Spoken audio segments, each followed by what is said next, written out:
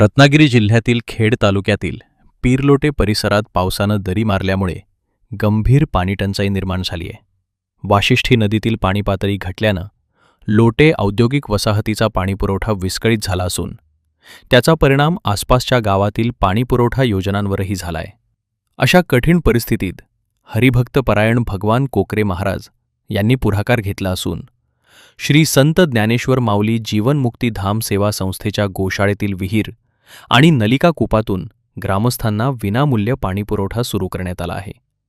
या उपक्रमामुळे पाणीटंचाईनं त्रस्त नागरिकांना मोठा दिलासा मिळत असून महाराजांच्या या सामाजिक कार्याचे परिसरात कौतुक होत आहे. नमस्कार, मी सचिन सुधीर काटे, या गोशाळेचा संचालक आणि लोटे ग्रामपंचायतीचा सदस्य.